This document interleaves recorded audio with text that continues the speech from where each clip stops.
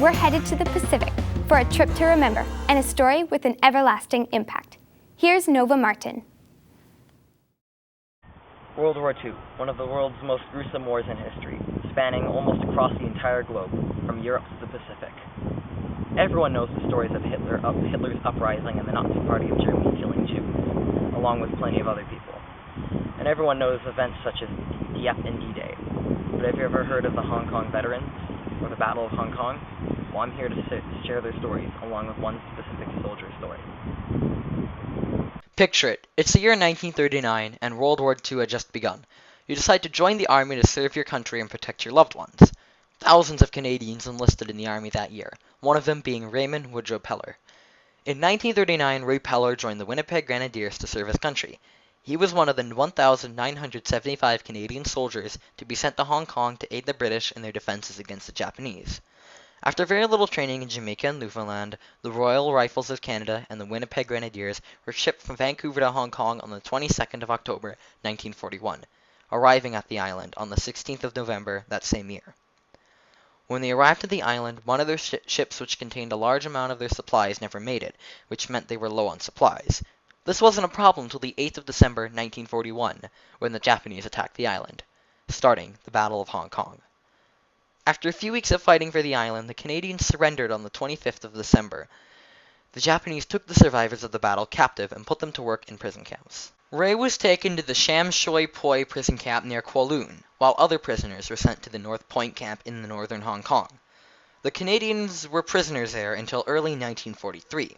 In Japan, the slave labor force wasn't doing so well, so they sent ships to pick up the Canadians in Hong Kong. The first 663 prisoners were sent to Japan on the 19th of January, 1943. Over the course of the next year, most, if not all, of the Canadian prisoners were sent to Japan, Ray being sent to the Aoyama camp on the 15th of August and arriving on the 1st of September, 1943. There were 6 prison camps the Hong Kong survivors were sent to. These camps spread all across Japan. Aoyama and Narumi were located in the Kansai region of Japan. At Aoyama, they worked at refineries and mined nickel, while at Narumi, they manufactured steel wheels. Niigata Rinko and Tsurumi were both located in the Chubu region of Japan. At Tsurumi, they built ship parts, while at Niigata Rinko, they did various forms of stevedore labor and refinery work. At the prison camp Omine, located in the Kyushu region of Japan, the prisoners mined coal, while at Yoshima, which was located in the Tohoku region of Japan, they also mined coal. These camps were not very homely. They were surrounded by large barbed wire fences. The huts they lived in weren't very pleasant either. They were made of wood siding and had concrete floors. Their kitchens were either really small or not there at all. There were beds, but not enough for everyone. Most prisoners slept on the floors with a blanket and maybe a pillow, but it all depended on the camp guards, so it varied from camp to camp. These huts were also infested with lice, rats, bedbugs, and other pests. Some huts weren't very stable either. One of the beams that supported one of the huts Ray lived in collapsed on him, and in the process broke his pelvis. The nutrition wasn't very good either. The prisoners received approximately 500 to 800 calories worth of rice, water, sometimes vegetables, and bread a day.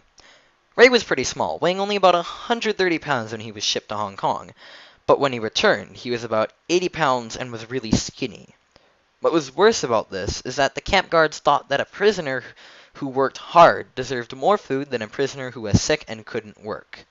So because of this and the living conditions, more and more prisoners were getting malnourished, so fewer and fewer prisoners were working, so fewer and fewer prisoners were receiving food, so more and more prisoners were eventually dying. Work was hard for the prisoners.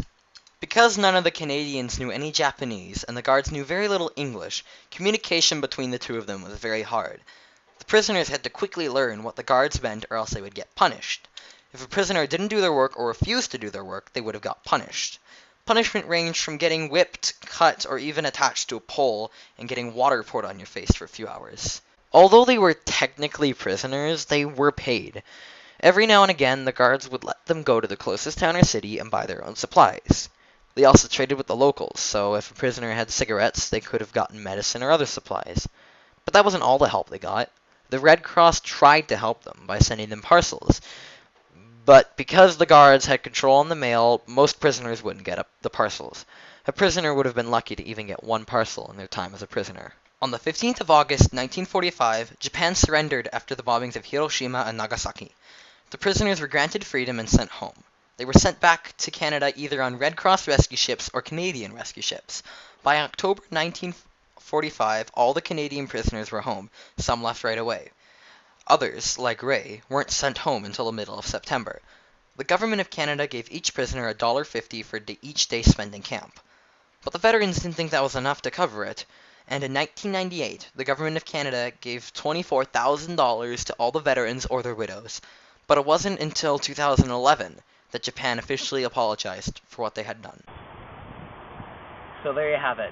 I hope you learned something about World War II, the Hong Kong veterans, and my great-great-uncle Ray. Thank you for watching.